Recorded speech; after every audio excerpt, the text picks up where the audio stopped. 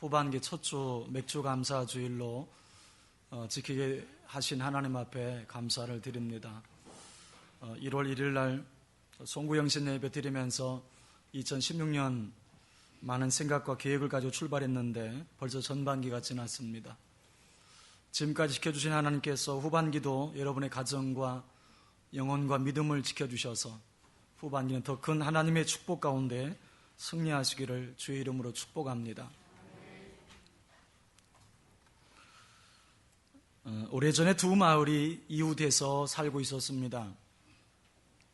한 마을은 감사촌이고 다른 마을은 불평촌이었습니다. 불평촌의 사람들은 봄부터 겨울까지 무엇에든지 불평과 불만을 쉬지 않았습니다. 봄에는 황사 때문에 먼지가 많다고 불평했고, 여름에는 너무 덥고 모기가 많다고 불평했고, 가을에는 나무 잎사귀가 많이 떨어진다고 불평했고, 겨울에는 눈이 많이 오고 춥다고 불평을 했습니다. 심지어 무슨 좋은 일이 생겨도 혹시 잘못되지는 않을까 염려와 의심을 가지고 감사하지 못했습니다. 그들은 늘 그렇게 불평 속에 살아갔습니다. 그러나 감사촌에 사는 사람들은 달랐습니다. 그들은 정반대로 어떤 일에도 감사를 했습니다. 고생해도 감사하고, 시련을 만나도 감사하고, 더워도 감사하고, 추워도 감사했습니다. 봄에는 꽃향기를 감사했고, 여름에는 시원한 나무그늘을 감사했고, 가을에는 탐스런 열매를 감사했고, 겨울에는 나뭇가지에 하얗게 쌓인 눈꽃을 감사했습니다. 하루는 불평촌의 사람들이 감사촌에 놀러 왔습니다. 근데 불평촌 사람들은 감사촌 사람들이 이 말끝마다 감사하는 소리를 듣고 많이 놀랐습니다. 그들은 그곳에서 약간의 감사를 배워서 감사를 살짝 흉내만 내다가 늦은 저녁이 되어서야 집에 돌아오게 됐습니다. 불평촌 사람들은 도착하자마자 집안 식구들에게 이렇게 말을 했습니다. 이 감사촌에 갔다가 얻어먹은 것도 없이 괜히 감사만 실컷 하고 왔네. 이 에피소드를 잘 새겨보면 불평도 습관임을 보여주는 겁니다. 불평하는 사람들은 항상 불평을 해요. 불평거리를 찾아서 불평합니다. 부정적인 사람의 눈에는 장미꽃의 가시만 보입니다. 그래서 불평하는 사람은 불평이 그 사람의 인격이 되는 거예요. 그는 불평의 눈을 가지고 있어서 눈으로 보는 모든 것이 불평의 조건으로 보입니다. 또 불평의 입을 가지고 있어서 입을 열면 불평이 쏟아져 나오는 것입니다. 더 큰 문제가 무엇입니까? 본인만 불평 인생을 사는 게 아니에요. 그 사람 주변의 사람들, 가족들까지 불평 인생으로 살게 만든다는 것입니다. 부모가 부정적이면 그 자녀도 부정적인 걸 봅니다. 정치를 보아도 그렇고 교회를 보아도 늘 부정적입니다. 저는 이것을 볼 때에 불평이 전염된다는 생각을 해요. 그러나 반대로 감사가 습관화된 삶을 사는 사람은 감사가 그 사람의 인격이 됩니다. 그럼 저절로 감사의 눈을 갖게 되는 거죠. 그렇게 되면 보는 것마다 감사의 조건으로 보입니다. 입만 열면 감사가 샘솟듯 터져 나옵니다. 자나 깨나 앉으나 서나 감사가 늘 그 사람의 일상이 됩니다. 감사가 일상이 되니까 감사 인생이 되는 겁니다. 그래서 어느 신학자는 이렇게 말을 했습니다. 감사가 행복해지는 연습이라면 불평은 불행해지는 연습이다. 어느 날 노만 빈센트 필 박사가 열차를 타고 여행을 가고 있었습니다. 이 포지티브 싱킹, 적극적 사고방식을 만들어낸 사람이 노만 빈센트 필 박사인데, 그는 열차를 타고 여행하는 중에 맞은편에 한 중년 부부와 함께 여행을 하게 되었습니다. 아는 사람은 아니었지만 함께 동석이 된 거죠. 근데 그 부인은 계속해서 이것저것을 투덜거리면서 불만을 토로하고 있었습니다. 시트가 지저분하다, 좌석이 불편하다, 청소가 제대로 안 되어서 냄새가 난다, 심지어는 승무원이 불친절하다, 갖은 불평을 쏟아내고 있었습니다. 이때 부인의 불평을 듣던 남편이 필 박사를 알아보고 그 박사님에게 인사를 건네면서 자신을 소개를 합니다. 필 박사님 안녕하십니까? 저는 변호사고 제 아내는 제조업자입니다. 필 박사가 물었습니다. 부인께서는 어떤 종류의 제조업에 종사하고 계십니까? 그래서 남편은 웃으면서 이렇게 대답을 합니다. 제 아내는 항상 불평을 만드는 제조업자입니다.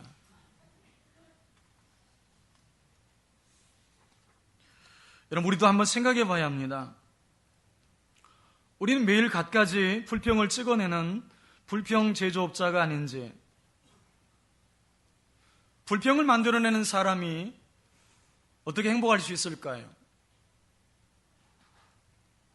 조금 힘들다고, 조금 어렵다고 불평하고 원망한다면 과연 하나님이 기뻐하실까요? 여러분, 성경 속에 불평 제조업자들이 등장하는데 이스라엘 백성이었습니다. 이스라엘 백성들은 불평 제조기였습니다. 이스라엘 백성들은 애굽에서 비참한 종살이를 하고 있었습니다. 노예 생활이라고 하는 것이 거의 짐승 취급받는 그런 시대였습니다. 하나님께서 그들을 긍휼히 여기셔서 애굽의 종살이에서 해방시켜 주셨습니다. 이것은 얼마나 감사하고 또 감사해야 할 일이었나요? 그러나 그들은 홍해를 건널 때만 감사했을 뿐 가나안을 향해서 가는 내내 불평을, 원망을 쏟아냈습니다. 그들이 광야에서 처음 만나를 접했을 때는 그 맛이 꿀 섞은 과자 같다 그랬어요. 근데 조금 지나고 나서는 똑같은 만나를 받아 먹으면서도 기름 섞은 과자 맛 같다. 이젠 만나가 질린다는 이야기하고 있습니다. 그들은 길이 평탄치 못하다고 불평하고, 마실 물이 없다고 불평하고, 고기가 없다고 불평하고, 지도자가 못마땅하다고 불평을 했습니다. 심지어는 몸에 좋은 음식을 먹지 못해서 정력이 떨어진다고 불평했습니다. 그들은 삶 자체가 완전히 불평덩어리였습니다. 그렇게 그들은 불평을 쏟아내면서 불행해지는 연습을 하다가 가나안 땅에 한 발자국도 들어가지 못하고 그들은 광야에서 모두 죽었습니다. 불평 인생을 살 것인가, 감사 인생을 살 것인가, 우리의 선택입니다. 그러나 분명한 것은 있습니다. 감사는 하나님이 기뻐하시지만 불평은 사단을 기쁘게 만든다는 것입니다. 사단은 매일 우리 귀에 이렇게 속삭이는 거죠. 항상 낙심해라. 쉬지 말고 원망해라. 범사에 불평해라. 이는 너희를 향한 사단의 뜻이니라. 감사는 하나님의 뜻이고 불평은 사단의 뜻입니다. 감사를 선택하든 불평을 선택하든 그것은 우리의 자유고 우리의 선택일 수 있습니다. 그렇지만 그 결과는 엄청난 차이를 만들어냅니다. 감사는 삶을 풍요롭게 만들고 행복을 열어갈 수 있지만 불평은 우리 삶을 지치게 만들고 우리 삶을 피곤하게 만든다는 것입니다. 불평하는 가정은 늘 가정이 어두워요. 그렇다면 결론은 분명해 보이지 않습니까? 하나님 믿는 자녀라면 불평 제조업자가 아니라 감사 제조업자가 되어야 할 줄로 믿습니다. 우리 인생의 공장이 불평이 아니라 감사를 찍어낼 수 있다면 여러분, 우리 인생이 얼마나 기쁨과 은혜와 복이 넘칠까요? 오늘 그래서 성경 속에서 나오는 감사의 사람을 나누면서 오늘 맥주 감사절을 통해서 우리의 신앙이 감사 신앙으로 회복되기를 바랍니다. 여러분, 성경에는 감사의 사람이 많이 등장해요. 그럼 특별히 두 사람을 통해서 우리의 감사 신앙을 세워가려고 합니다. 첫째는 환경을 초월한 감사를 드렸던 하박국입니다. 감사의 눈을 뜨면 감사의 조건이라고 하는 것이 그리 먼데 있지 않다는 것을 발견하게 돼요. 돌아보면 모든 것이 은혜고 모든 것이 하나님이 주신 사랑이었습니다.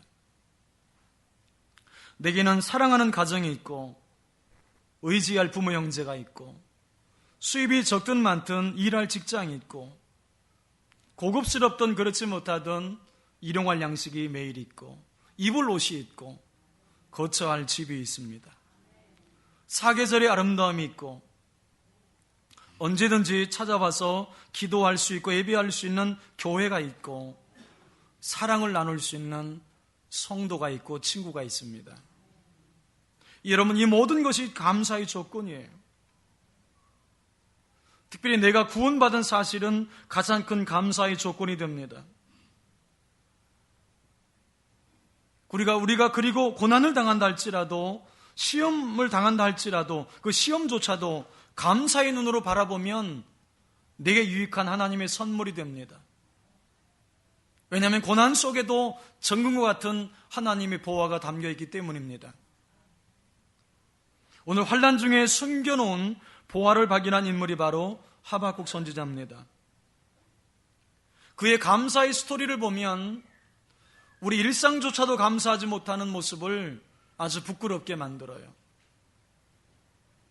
하박국 선지자의 감사는 다가올 전쟁의 두려움 속에서 드린 환난 날의 감사였습니다. 전쟁이 곧 엄습할 상황이에요. 그것도 보통 나라가 침입하는 것이 아니라 가장 강대국이었던 바벨론이 유다를 침공하는 상황입니다. 이 상황을 하박국이 듣고 나서 극도의 두려움에 빠지게 됩니다. 그 상황을 담아낸 것이 본문 16절입니다. 본문 16절을 같이 읽어봅니다. 시작. 내가 들었으므로 내 창자가 흔들렸고 그 목소리를 말미암아 내 입술이 떨렸도다. 무리가 우리를 치러 올라오는 환난 날을 내가 기다림으로 썩이는 것이 내 뼈에 들어왔으며 내 몸은 내 초소에서 떨리는도다. 아멘. 아주 극도의 두려움입니다. 하박국은 전쟁의 공포에 휩싸여서 막 창자가 흔들리고 입술이 떨리고 뼈가 썩는 것 같다는 표현을 씁니다. 굉장한 공포를 느끼고 있는 거죠.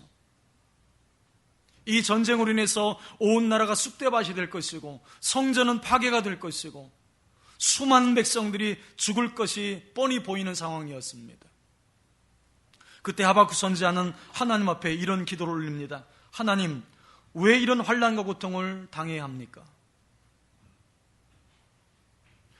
왜 선민 이스라엘 백성들이 바벨론이라고 하는 이방 나라의 공격을 받아야 되는지 이해가 되지 않았던 것입니다. 그래서 하나님 앞에 기도하고 또 기도했습니다. 참 놀라운 것은 하박국이 기도하는 과정들이 반복되다가 그 기도가 감사로 변해요.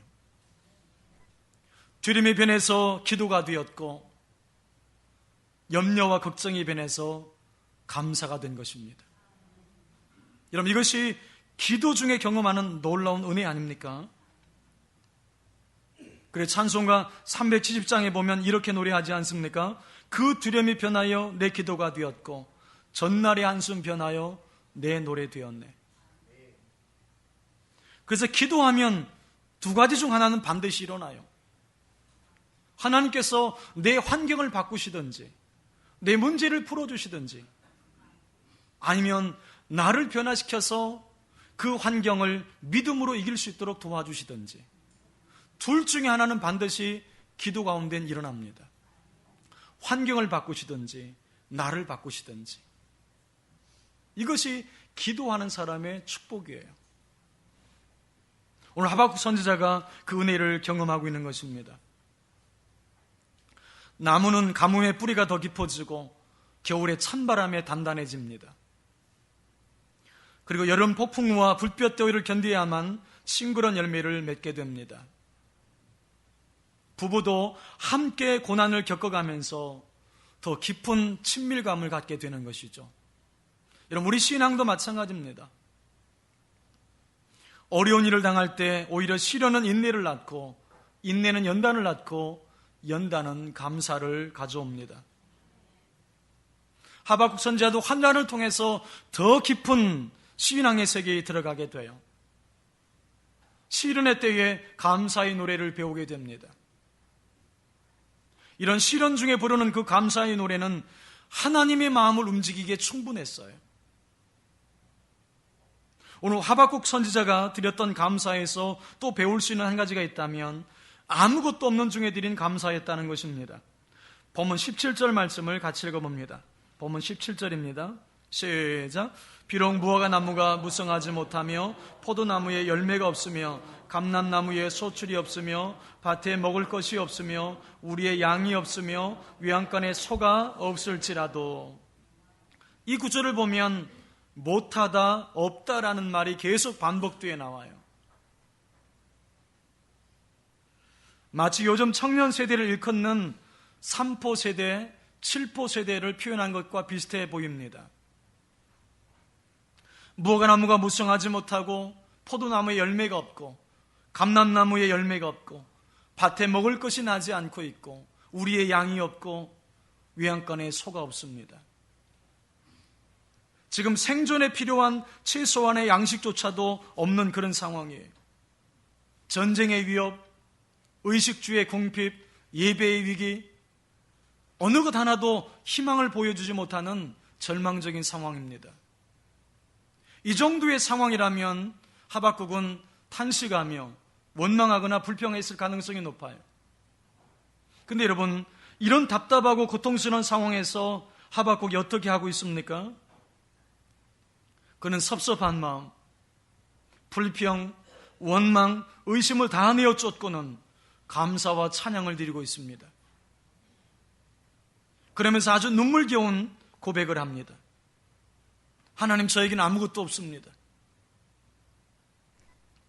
고기와 과일은 고사하고 밥을 지어 먹을 쌀조차 없습니다. 채소도 하나도 없습니다. 일용할 양식이 다 떨어졌습니다. 그럼에도 불구하고 하나님을 향한 감사는 제가 포기할 수 없습니다. 이것을 가지고 묵상했던 어느 목회자는 이런 하박국의 기도를 이렇게 표현했습니다. 기쁨만 아니라 슬픔도 감사하겠습니다. 성공만 아니라 실패도 감사하겠습니다. 희망만 아니라 절망도 감사하겠습니다. 가진 것만 아니라 없는 것도 감사하겠습니다. 풍족할 때만 아니라 부족할 때도 감사하겠습니다. 건강만 아니라 육신의 아픔도 감사하겠습니다. 생명만 아니라 죽음도 감사하겠습니다. 환경을 넘어서는, 환경을 초월한 감사의 모습입니다. 환경이 어떻게 내게 전개될지라도 하나님을 향한 감사를 잊지 않겠다는 믿음입니다. 절대 믿음은 절대 감사를 낳아요. 하박국이 이렇게 감사할 수 있었던 이유는 전적으로 하나님께 있었어요. 그는 자신에게 가장 소중한 존재, 즉 구원의 하나님이 자신과 함께 있음을 가지고 감사하고 있어요. 18절 말씀을 봅니다. 나는 여호와로 말미암아 즐거워하며 나의 구원의 하나님으로 말미암아 기뻐하리로다. 여러분, 17절과 18절을 연결해 보면 이런 거예요. 17절은 나는 못한다, 아무것도 없는 상황이에요. 아무것도 없다고 하박국이 고백했어요. 근데 하박국이 눈을 들어서 지금 고백하고 있는 것이 있습니다. 아무것도 없지만 내게는 하나님이 계신다. 아무것도 없지만 내게는 하나님이 계신다. 여러분, 잘 기억하셔야 합니다. 하박국의 감사의 근원, 출발을 보십시오. 여호와로 말미암아, 하나님으로 말미암아 즐거워하고 기뻐하고 있습니다. 여러분, 감사의 근원이 어디에 있습니까? 하나님이었어요. 하나님. 그렇기 때문에 지금 자기 상황이 어떠하든지, 전쟁의 위협이 있든 의식주의 궁핍이 있든, 그는 여호와로 말미암아 하나님 때문에 기뻐한다고 이야기하고 있는 것입니다. 여러분, 갑자기 먹을 거리가 생겼고 정치적인 상황이 나아지고 돈이 많아져서 건강이 좋아져서 아니었습니다. 오직 하나님으로 말미암아 하나님 때문에 감사할 수 있었던 것입니다. 이렇게 정리할 수 있습니다. 평소 하나님을 향한 신뢰가 있었기에 고난 중에도 감사할 수 있었다. 여러분, 절대 신뢰가 절대 감사를 낳은 것입니다. 자신의 환경보다, 자신의 문제보다 하나님이 더 크심을 알고, 모든 환경의 배후에서 역사하시는 그 하나님의 역사를 알고 하나님 때문에 감사를 하박국은 선택하고 있는 것입니다. 여러분, 그 교회의 예배 수준을 어떻게 알 수 있을까요? 그 교회의 예배 수준은 그 교회의 찬양대를 보면 알아요. 찬양대가 찬양을 끝낸 이후에 어떤 자세로 예배를 드리는지를 보면 그 교회의 예배 수준을 볼 수 있습니다. 여러분, 마찬가지로 그 사람의 신앙의 수준은 어떻게 알 수 있을까요? 그 사람의 신앙의 수준은 감사를 보면 알 수 있습니다.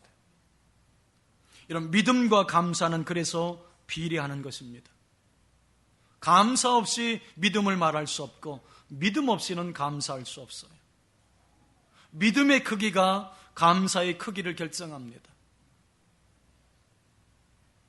정말 믿음으로 사는 사람인지 어떻게 알 수 있을까? 그 사람의 감사를 보면 알아요.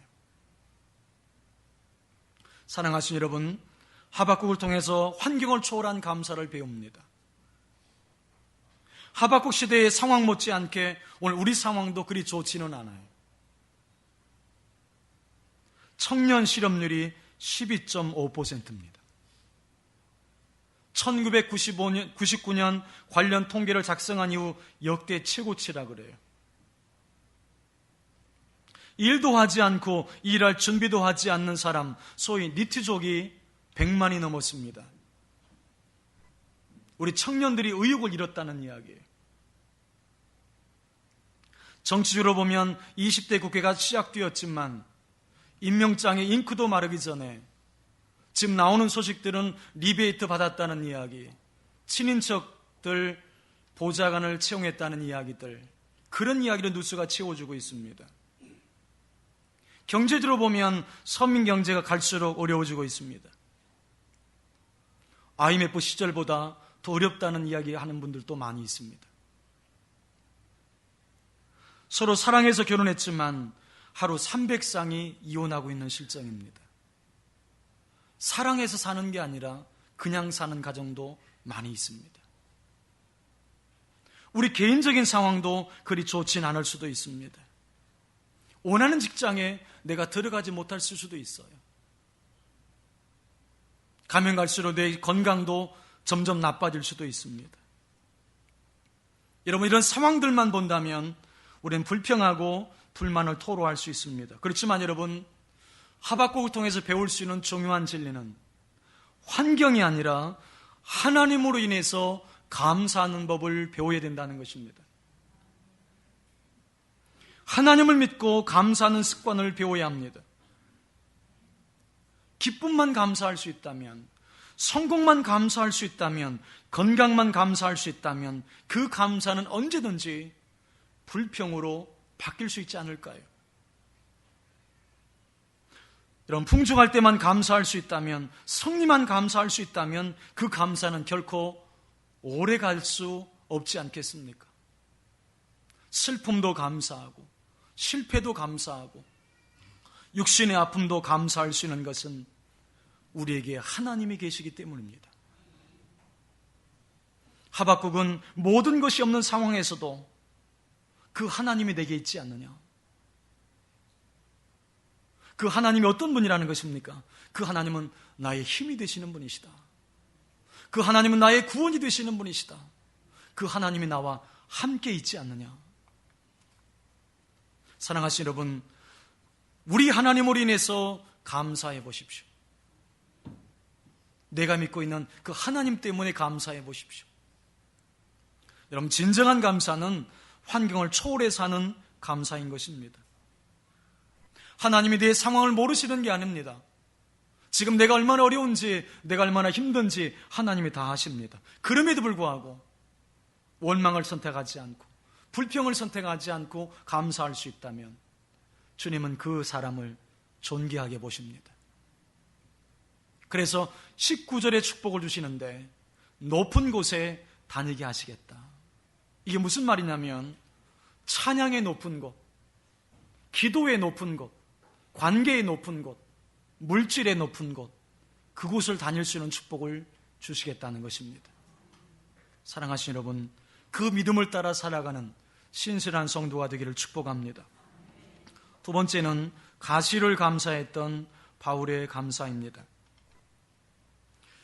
우리가 기독교 인물 중에 종종 듣게 되는 이름이 있다면 종교개혁자 요한 칼빈입니다. 마틴 루터가 종교개혁을 일으켰다면 종교개혁의 많은 부분을 완성한 사람이 요한 칼빈입니다. 젊은 날 27세에 기독교 강요를 출간해서 세상을 놀라게 했던 인물이기도 합니다. 그렇지만 여러분, 그에게도 아픔이 많이 있었습니다. 요한 칼빈은 걸어다니는 종합병원이었어요. 얼마나 병이 많았는지 25가지의 질병이 있었다 그래요. 너무 고통스러워서, 너무 아파서 잠을 자는 날보다 자지 못한 날이 더 많았다 그래요. 참 놀라운 것이 있습니다. 잠을 못 자니까 기도할 수밖에 없었고, 기도하다 보니까 영감을 받아서 더 깊은 영성이 있는 책을 세상에 출간할 수 있었던 거죠. 여러분, 질병은 우리에게 겸손과 감사를 배울 수 있는 기회를 제공해 줍니다. 지금의 건강이 얼마나 소중한지는 아파본 사람은 알아요. 그러나 그것도 깨닫는 자가 복 있는 자입니다. 이런 불치의 병에서 회복된다면 그건 기적이죠. 하지만 여러분, 현재의 건강한 삶도 기적임을 깨달아야 합니다. 대형 사고가 났는데 내가 살아났다면 그것도 기적이죠. 그러나 지금까지 교통사고 크게 한번 나지 않고 살아간 것도 더 큰 기적입니다. 이런 평범한 일상이 얼마나 큰 감사의 제목이 되는지를 우리가 깨달아야 돼요. 이런 평범한 일상은 그저 반복되는 지루함이 아니라 그 속에 하나님의 엄청난 은혜가 담겨 있다는 거죠. 이런 평범함이 기적이다라는 말을 그래서 하는 것입니다. 여러분, 성경 인물 중에 바울만큼 많은 고난을 경험한 사람이 또 있을까 싶습니다. 그는 복음을 전하다가 고난을 겪었는데 그 고난을 이렇게 묘사합니다. 고린도후서 11장 23절 이하 27절을 보십시오. 내가 수고를 넘치도록 하고 옥에 갇히기도 더 많이 하고 매도 수없이 맞고 여러 번 죽을 뻔하였으니 유대인들에게 40에 하나 감한 매를 5번 맞았으며 3번 태장으로 맞고 1번 돌로 맞고 3번 파선하고 일주야를 깊은 바다에서 지냈으며 여러 번 여행하면서 강의 위험과 강도의 위험과 동족의 위험과 이방인의 위험과 신의 위험과 광야의 위험과 바다의 위험과 거디 형제 중에 위험을 당하고 또 수고하며 애쓰고 여러 번 자지 못하고 줄이고 목마르며 여러 번 굶고 춥고 헐벗었노라. 이건 일종의 바울의 고난일지입니다. 바울에겐 고난이었지만 그 고난을 통해서 복음이 아시아와 유럽에 널리 전파가 되죠. 그럼에도 불구하고 바울에겐 고난이었습니다. 우리가 쉽게 읽어내려갔지만 25절에 3번 태장으로 맞고 라는 말을 이것만 보아도 상상할 수 없을 정도의 고통이었습니다. 당시 태장이라고 하는 것은 책지 끝에 납덩이가 달려 있어서 한 번 칠 때마다 살점이 뚝뚝 떨어져 나갈 정도로, 그래서 죽는 사람도 상당히 많이 있었다고 합니다. 그런데 바울은 이걸 3번이나 맞았다고 했습니다. 이런 고난의 일지와 고난의 상황과 어울리지 않게 바울은 항상 강조했던 신앙의 모습들이 있습니다. 바울이 늘상 썼던 말이 있습니다. 그 단어가 바로 감사라는 말입니다. 나를 능하게 하신 그리스도 예수 우리 주께 내가 감사함은 나를 충성되이 여겨 내게 직분을 맡기심이니 아무것도 염려하지 말고 다만 모든 일에 기도와 간구로 너희 구할 것을 감사함으로 하나님께 아뢰라. 하나님이 지으신 모든 것이 선함에 감사함으로 받으면 버릴 것이 없나니. 그러면서 우리 성도들에게 우리를 향해서 쉬지 말고 감사해라. 범사에 하나님께 감사해라. 그리고 감사하는 자가 되라고 도전을 합니다. 자신은 감옥에 있으면서 감옥 밖에 있는 사람들에게, 자신은 가진 것이 없는 가난한 사람이면서 모든 것을 가지고 누리는 사람들에게, 자신은 건강치 못하면서도 건강한 모든 사람들에게 감사하라고 말을 합니다. 저는 이 모습을 보면서 바울의 감사를 한마디로 표현하면 가시감사라는 생각이 들었습니다. 가시감사다. 바울의 육체에는 육체의 가시가 있었습니다. 어떤 학자는 다메섹 도상에서 강한 빛을 보았기 때문에 생긴 안질이었을 것으로 보는 학자도 있습니다. 어떤 학자는 그 가시가 간질병이었을 것으로 주장하는 사람들도 있습니다. 어찌되었든 그 육체의 가시는 바울의 인생을 굉장히 고통스럽게 했습니다. 그래서 바울은 그 주님께 육체의 가시를 제거해달라고 3번씩이나 간구했던 것입니다. 어느 책에 보니까 어떤 목회자가 암으로 수술받고 투병 생활하는 중에 이런 기도를 드렸습니다. 주님, 제 아픔이 너무 커서 그 아픔이 가족들의 아픔이 되지 않기를 기도합니다. 주님, 제 아픔이 너무 길어서 그 아픔이 교회의 어두운 그늘이 되지 않기를 기도합니다. 주님, 제 아픔이 유별나서 세상 사람들의 조롱거리가 되지 않기를 기도합니다. 아마 바울도 그런 마음이었을 것 같아요. 그래서 육체의 가시를 제거해달라고 주님께 기도했죠. 그 기도에 대해서 주님은 내 은혜가 내게 족하다 라고 말씀하시면서 가시를 제거해 주시기보다 그 가시가 은혜가 되도록 해주셨습니다. 바울은 진심으로 자신의 육체의 가시를 주님의 은혜라고 고백을 했어요.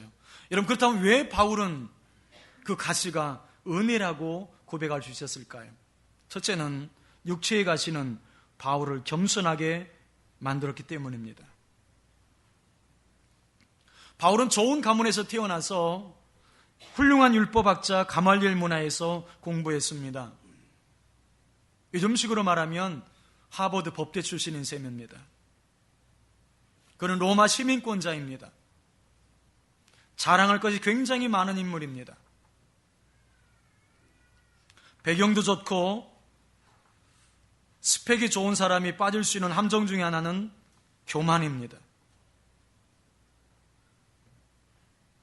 그가 로마 시민권을 자랑하거나 자기 스펙을 자랑하려 할 때 그 가시는 그의 육체를 찔렀을 것입니다. 그 가시는 교만하지 않도록 주님 주신 일종의 선물이었던 셈입니다. 그 가시가 없었더라면 자신의 스펙을 의지하지 주님을 찾지 않았을 것입니다. 결국 그 가시가 그를 주님 앞에 서도록 이끌어준 것이죠. 바울이 위치를 벗어나지 않도록, 있어야 될 자리에 있도록 그 가시가 이끌어준 셈이 된 겁니다. 가시의 은혜입니다. 여러분, 가시는 나를 찌르고 나를 괴롭히는 내 주변의 모든 것들일 수 있습니다. 사람일 수도 있고 환경일 수도 있고 질병일 수도 있습니다. 바울처럼 오늘 내게 가시가 있다면, 나를 괴롭히는, 나를 찌르는 가시가 있다면, 그것이 때문에 내가 더 하나님을 의지할 수 있다면, 그것 때문에 내가 겸손할 수 있다면, 그것 때문에 하나님 앞에 더 한 번이라도 기도할 수 있다면, 여러분, 그것은 복이요 은혜가 아닐까요? 그렇다면 바울의 고백처럼 가시는 나를 좀 더 하나님의 사람으로 세워가기 위한 하나님의 은혜의 방편일 수도 있습니다. 그래서 가시를 감사하게 되는 것이죠.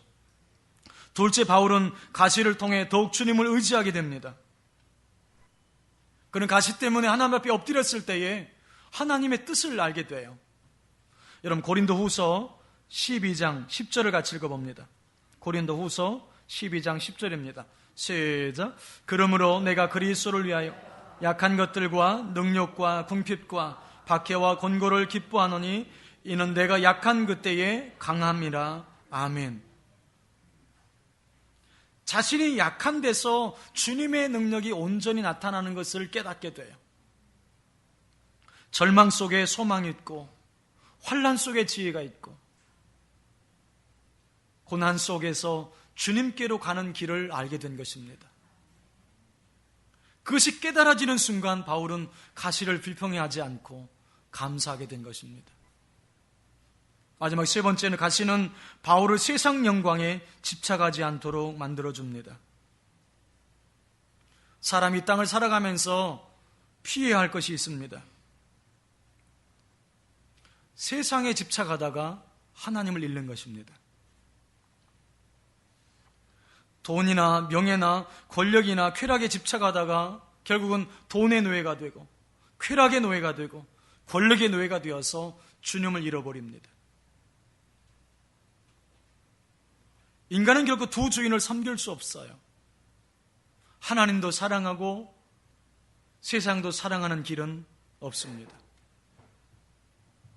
그래서 주님은 세상을 사랑치 말라고 경고한 것입니다. 그러나 바울은 육체의 가시를 통해서 세상의 것들의 허무함을 깨닫게 돼요.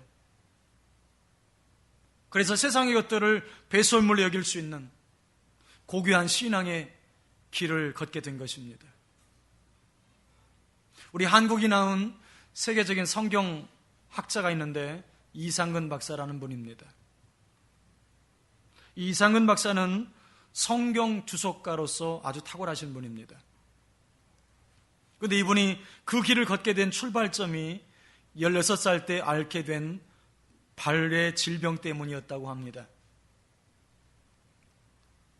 몇 년을 걷지 못하면서 집에만 있게 된 이분이 그는 성경을 아주 달달달 이우다시피 창세기부터 요한계시록까지 읽고 연구하고 공부하게 되었다는 것입니다.